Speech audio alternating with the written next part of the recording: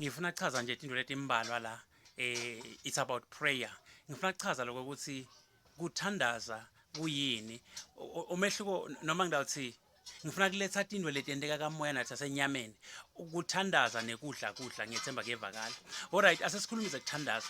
Kuthandaza kusuke kungimi. Uma ngithandaza nje kusuke kungimi ngikhuluma naNkulunkulu.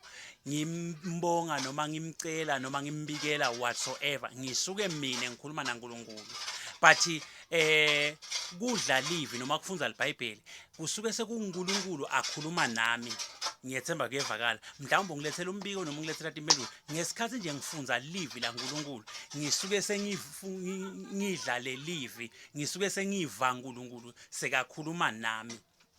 Ngiyethemba iyacaca lento. Uma ngithandaza mina ngikhuluma naNkulunkulu. Uma ngifunza livi uNkulunkulu ukhuluma nami. Kuyevakala.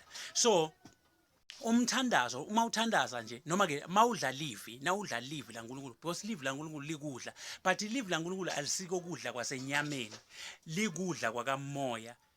Uma ngidla livi nje ngifunza livi eskisi ngondla umoya ngondla moya angondla inyama mangabe ngiliqale ngilifunza ngilambile ngilaqhubeka solo ngilambile ngiyethemba kuyevakala. Kepha uma ngidla kudla like papa rice whatsoever lapho angondli umoya kodwa ngondla inyama kuyavakala ke inyama yondliwa mangithi inyama ngikhuluma ngeflesh lomtimba lomtimba wenyama lo leni ubonako lo mtimba leni ubonako wondliwa kona ngekudla lokufaka ekhathi ama fruits biphalishi batata whatsoever wondla inyama lapho kodwa umoya lokungumuntu wangekhathi yena awumondli ngeliphalishi umondla ngelivi laNkulunkulu ngekuthi ufunze livi laNkulunkulu.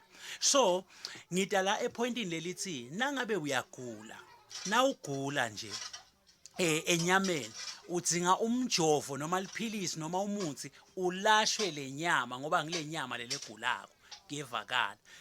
Uma nje mhlambe wenyele noma ke usikekile noma uphethwe inhloko whatsoever udzinga emaphilisi or whatsoever kwelapha inyama.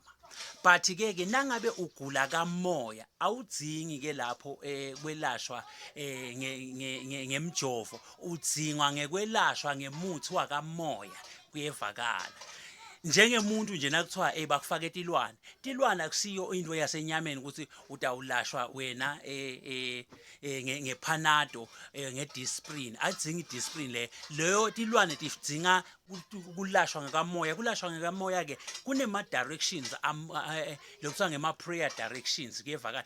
Ngita kunal point elithi kunebantu la kunetinkolo letinyeni letiduhise abantu uve abantu bathi thina asiye esibhedlela thina asijovi noma sigula asiyaphilela asiye esibhedlela. That's very very wrong. Uma ufa wena ubulawa ngumkhuhlane utibulele wena because lo mkhuhlane bekufanele uye esibhedlela bakuhloma idiscipline uphile but wena ngalokuthi awuka understand ukuthi live laNkulunkulu lithini ukuthi wena no mina sesiphila ngelive laNkulunkulu asisayi esibhedlela no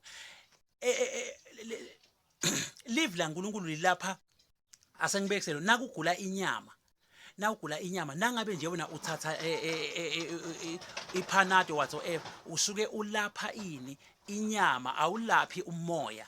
Njengoba nawudla kudla lokudla ukudlela enyameni nakunjalo kusho kufuna ungadli nekudla uyekele kudla nje uyekele konke nawuthi wena mina ngiye esibhedlela ngiyolashwa because ngiyakholwa shothi kufuna ungasadli nekudla phela ngoba lokudla lokudla udlela lenyama nama uye esibhedlela usukuyela lenyama ngule nyama lelethakathaka akusuye moya ayelwe esibhedlela moya uqonze evini laNkulunkulu.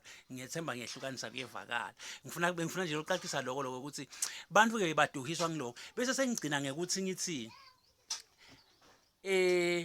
kunetindlela tekuthandaza.